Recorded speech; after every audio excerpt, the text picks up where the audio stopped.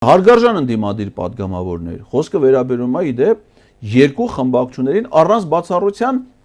նրանց կազմում ընդգրկված պատգամավորներին առանց բացառության, առանց որևէ վերապահումների։ Նախաձեռնեք նախ դուք ինքներդ վարչապետին անվստահություն հայտնելու գործընթաց, մի հատ որոշման դա պաշտոնական ձև ունի, որոշման նախագիծ պիտի լինի, հիմնավորում պիտի լինի, վարչապետի թեկնածու պիտի լինի, թեկնածուի անձնական տվյալներ, որոնք համապատասխանում են ազգային ժողովի պատգամավորի ներկայացվող պանելի, ով իրից տեղեկանք վերջին 4։ Այդ ամբողջ փաթեթը օրինական սարքեք, ստորագրեք, տենանք որ դա կա։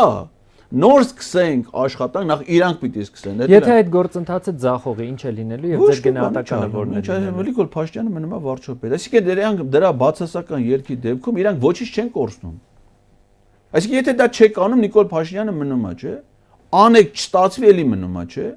Բայց որ անեք ու պարզվի, որ ժողովուրդը այդ գաղափարին աջակցում է։ Դուրս են գալի փողոցա գեներացվում, այդ փողոցային ճնշումը ազդում է ԿՊ-ի падգամավորների տրամադրության վրա։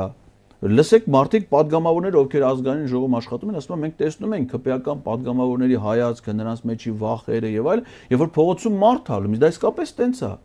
Ամենաթեթև հանրահավաքի ժամանակ դրանք անհետանում են, ինտերվյուներ չեն տալի, ճեպազորիստների չեն գնում, վախենում են։ Մարդկանցից վախենում են ժողովրդի իշխանությունը, բայց ու պիտի վախենալ, այդպես մի հատ բան կա, չէ՞, ասում է ղամազությունից բան, ասում է վախենալու բանից չվախենալը, վախենալու բանից պիտի վախենան։ Դրանք հիմա որ տեսնում են ժողովրդի ուժը, վախենում են, ղամազություն չեն անում, շատ քիչ է, հիմա ասեն կարող է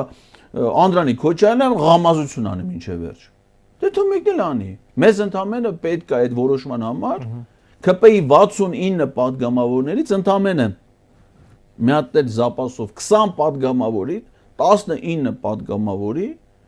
դիրքորոշում